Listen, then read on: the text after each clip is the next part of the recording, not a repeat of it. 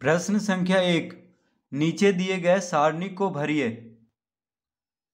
तो त्रिभुज का क्षेत्रफल दिया हुआ है 30 वर्ग सेंटीमीटर, ठीक है, और त्रिभुज का आधार दिया हुआ है 10 सेंटीमीटर। तो ऊंचाई निकालना है इसमें, और त्रिभुज का ऊंचाई 20 सेंटीमीटर है तो आधार निकालना है, और 40 वर्ग सेंटीमीटर में ऊंचाई निकालना है अगर त्रिभुज का आधार 10 सेंटीमीटर हो, और त्रिभुज का ऊंचाई अगर 20 सेंटीमीटर है तो आधार निकालना है। वो क्षेत्रफल दिया हुआ है। प्रश्न 1, त्रिभुज का क्षेत्रफल।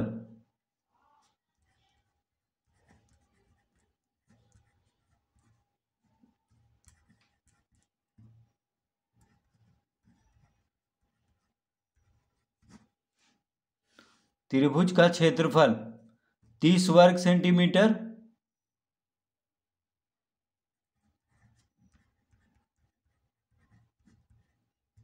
और है 40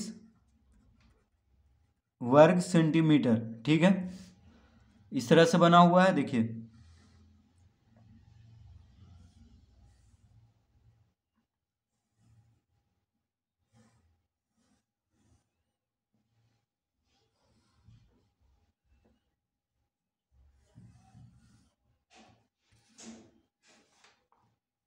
ऊंचाई यहां पे लिखा हुआ है ऊंचाई,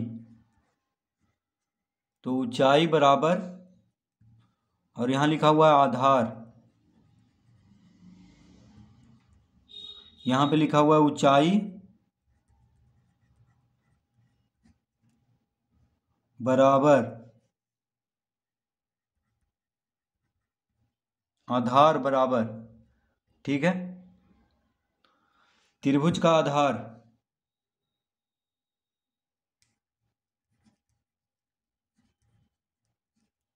त्रिभुज का आधार बराबर दिया हुआ है 10 सेंटीमीटर, 10 सेंटीमीटर। त्रिभुज की ऊंचाई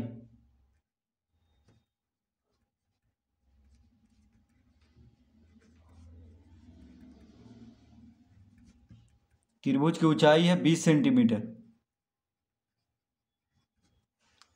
तो देखिए, त्रिभुज का आधार 10 सेंटीमीटर दिया हुआ है और त्रिभुज का क्षेत्रफल दिया हुआ है 30 सेंटीमीटर। तो त्रिभुज का क्षेत्रफल का सूत्र होता है, देखिए, त्रिभुज का क्षेत्रफल बराबर होता है 1/2 गुना आधार गुना ऊंचाई, ठीक है। 1/2 गुना आधार गुना ऊंचाई। तो त्रिभुज का क्षेत्रफल कितना दिया हुआ है 30 वर्ग सेंटीमीटर, तो यहाँ पे 30 लिखेंगे बराबर 1/2 गुना आधार कितना दिया हुआ है 10, तो यहाँ पे 10 लिख देंगे गुना ऊंचाई, इस तरह से। तो ऊंचाई निकालना है, क्षेत्रफल दिया हुआ है, आधार दिया हुआ है 10 सेंटीमीटर। तो क्षेत्रफल दिया हुआ है 30 वर्ग सेंटीमीटर, आधार दिया हुआ है और ऊंचाई निकालना है। तो देखिए 2 × 5 = 10 कट गया, तो ऊंचाई बराबर क्या हो गया 30/5 यानी 6। तो ऊंचाई बराबर 6 सेंटीमीटर, क्योंकि सब सेंटीमीटर में है, तो इसका उत्तर होगा यहाँ पे 6 सेंटीमीटर भरेंगे, 6 सेंटीमीटर, ठीक है। तो देखिए, त्रिभुज का क्षेत्रफल यानी आधार गुना ऊंचाई करके उसको आधार गुना ऊंचाई का आधा, तो आधार गुना ऊंचाई करेंगे और उसको आधा कर देंगे यानी 2 से भाग दे देंगे। तो देखिए, आधार गुना ऊंचाई 10 × 6 = 60, 60 को 2 से भाग देंगे तो 30। तो त्रिभुज का क्षेत्रफल देखिए 30 है, ठीक है। तो आधार और ऊंचाई को गुना करके 2 से भाग दे देंगे, वही होता है त्रिभुज का क्षेत्रफल। यानी आधार को ऊंचाई से गुना करेंगे और 2 से भाग दे देंगे, यानी आधार और ऊंचाई को गुना करेंगे और आधा कर देंगे। जैसे देखिए 10 × 6 = 60, 60 का आधा 30, ठीक है। तो अब हम आसानी से निकाल सकते हैं, देखिए बिना हल किए। तो अब है त्रिभुज का क्षेत्रफल 30, यहाँ त्रिभुज का ऊंचाई है 20, तो यहाँ 30 है, यहाँ पे 20 सेंटीमीटर है ऊंचाई। तो देखिए 30 का दुगना 60 होना चाहिए, तो 20 या 60 यानी यहाँ पे 3 भर लिखेंगे, 3 सेंटीमीटर। तभी देखिए 20 या 60, 60 आ गया, 60 का आधा कर देंगे तो 30, यानी जो भी क्षेत्रफल होगा उसका दुगना हो जाएगा त्रिभुज का ऊंचाई, और आधार को गुना करेंगे तो जैसे त्रिभुज का क्षेत्रफल है यहाँ पे 30, तो आधार गुना ऊंचाई होना चाहिए 60। देखिए 20 या 60, 10 छक 60। अब यहाँ पे है त्रिभुज का क्षेत्रफल 40, तो 80 होना चाहिए आधार गुना ऊंचाई, तो 10 दिया हुआ है आधार, तो ऊंचाई कितना होगा 8।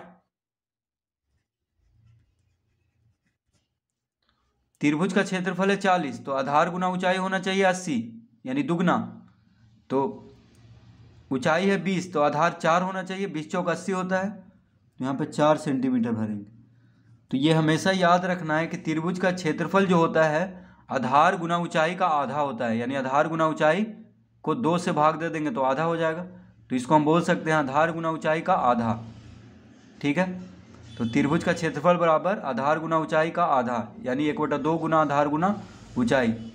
तो इसको इस तरह हम इसको हल करेंगे। तो अगर इस तरह भी आप हल करना चाहते हैं तो इस तरह भी कर सकते हैं फॉर्मूला के माध्यम से, यानी त्रिभुज का क्षेत्रफल 30 वर्ग सेंटीमीटर, आधार दिया हुआ था 10 सेंटीमीटर, ऊंचाई निकालना था। तो देखिए 2 × 5 = 10 यहीं पे कट गया, तो ऊंचाई के साथ 5 गुना में है, तो 5 को इधर भेजेंगे, यानी बराबर के दायां से बायां तरफ भेजेंगे, तो 5 भाग में हो जाएगा 30 के साथ, तो 30 को 5 से भाग देंगे तो 6, यानी ऊंचाई कितना आ गया 6 सेंटीमीटर। तो इस तरह से भी आप निकाल सकते हैं। ठीक है, नहीं तो यहाँ पे डायरेक्ट भी आप निकाल सकते हैं, बस आधार गुना ऊंचाई जो होगा वो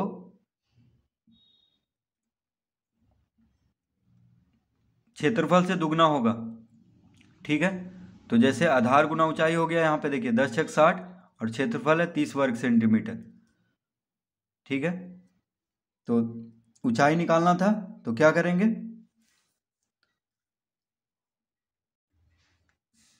तो क्षेत्रफल जितना है उसका दुगना करेंगे, तो 30 वर्ग सेंटीमीटर, तो 30 का दुगना 60 होता है। तो अब ये दोनों गुना 10 में कितना गुना करेंगे कि 60 आएगा, तो 6 लिख देंगे, यानी ऊंचाई कितना हो जाएगा 6 सेंटीमीटर। तो इस तरह से भी हल कर लेंगे, नहीं तो इस तरह से भी सूत्र के माध्यम से भी इसको हम निकाल लेंगे। प्रश्न संख्या 2, निम्नलिखित प्रत्येक प्रश्न के साथ दिए गए विकल्पों में सही उत्तर को चुनिए, एक से अधिक विकल्प भी सही हो सकते हैं। तो प्रश्न 2 का पहला, एक समबाहु त्रिभुज की परिमिति 84 सेंटीमीटर है, इस त्रिभुज के प्रत्येक भुजा की लंबाई कितनी है। तो प्रश्न 2 का पहला, तो समबाहु त्रिभुज की परिमिति दिया हुआ है। ठीक है, समबाहु त्रिभुज की परिमिति, तो देखिए परिमिति कितना दिया हुआ है 84 सेंटीमीटर, तो समबाहु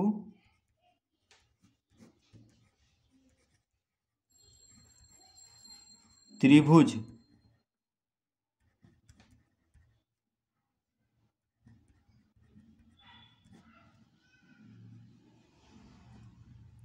समबाहु त्रिभुज की परिमिति बराबर 84 सेंटीमीटर। ठीक है, तो इस त्रिभुज की प्रत्येक भुजा की लंबाई, तो देखिए समबाहु त्रिभुज की परिमिति का सूत्र होता है 3 गुना भुजा, तो 3 गुना भुजा बराबर है 84 सेंटीमीटर। ठीक है, तो भुजा बराबर यानी प्रत्येक भुजा बराबर कितना हो जाएगा, 84 को 3 से भाग देंगे तो कितना आ जाएगा, 3 दूना 6, 2 इधर गया, 3 8 24, यानी 28 सेंटीमीटर। तो समबाहु त्रिभुज का प्रत्येक भुजा कितना हो गया 28 सेंटीमीटर, क्योंकि समबाहु त्रिभुज में तीनों भुजा क्या होता है बराबर होता है।